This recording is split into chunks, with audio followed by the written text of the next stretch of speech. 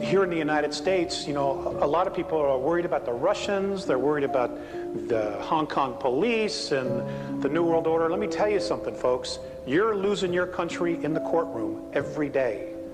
It's in the courtroom with corrupt judges and institutionalized corruption. And I'll tell you what, if you allow, this is my own little political statement, if you allow the Congress and the President to take away the Second Amendment, you will lose all your other rights.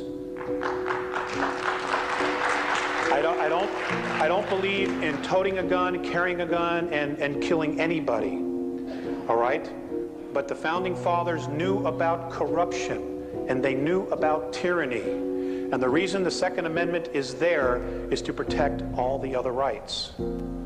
And until we consciously make the shift and change everybody else's perspective, I'm afraid, from my perspective, it's a necessary evil. But that's my perspective, okay? You know, I mean, America, you have done so much in such a short amount of time. But you have to understand that when you're a draconian or Orion belief system, there is no such thing as free will, self-rule in their control.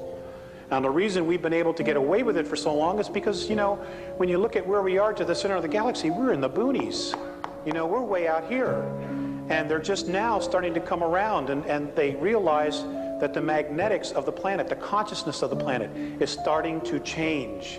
So they, you know, this is what has attracted a lot of the races to us now. It was also the blasting of nuclear weapons. Nuclear weapons not only affect third density, but they affect fourth and fifth. It sends a shock wave through it, okay? And we were totally irresponsible. We didn't know. We didn't know what we were doing, you know? And that's why a lot of the races started to show up. I mean, they'd been here sooner, but that's when they really started to come in mass. Like, what the hell's going on down there? You know? Next question. Again, I've only got pieces of the puzzle. I've had a contact a number of years ago, and I know a lot of other people here have, and it was both very powerful and loving, and yet there was also some fear with that. Many of us are now thinking about how can we make contact that feels safe, evolving, loving. Can you speak to that? I'm asked this a lot, and all I can suggest to you is this. You can literally be and create anything you want. If you want contact, then what I would suggest you do, and this is really the only suggestion I have, is you create the space for it. Now, if you're very comfortable going into the woods, going on a walk and sitting on a rock someplace where you're totally isolated, and you're there and you call them down, and that works for you, that's fine. Okay, if you want them to come visit you at your home and you set up a specific time and you make tea and you wait for them to come, that's another thing you can do. It's entirely up to you, okay? But create the space, show the intent to do it, and be in integrity with it.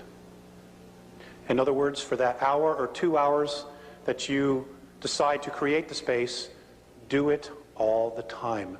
Make it always 2 hours. Make it always 2.5 hours. Do it once every 2 weeks, whatever you want. Whatever ritual you want to make it in order to create the space, then that's what you do. Okay?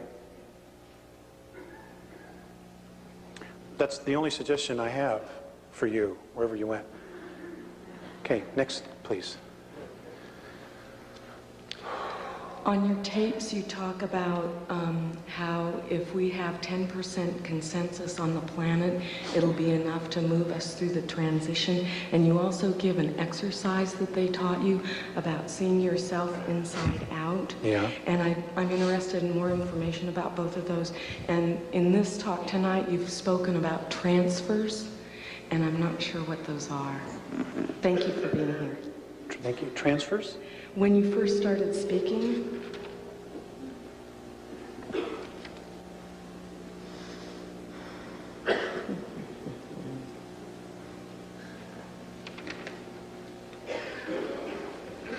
okay, let's go to your first question. oh, okay, yeah. I was given an exercise. You guys probably all know this stuff already. you know, but something that I was given specifically, which I do every day. And,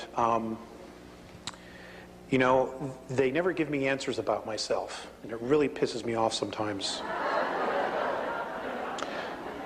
Because, you know, we're looking for shortcuts. Let me face it, we're Earth humans, okay?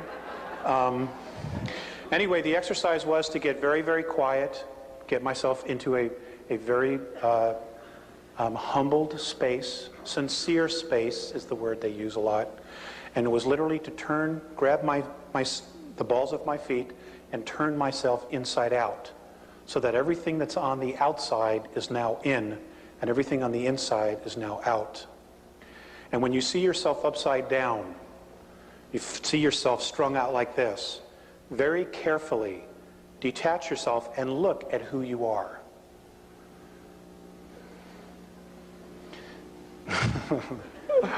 Don't get scared, just work with it.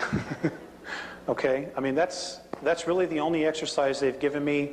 I've had to develop my own things, and you know, I'm still working with those.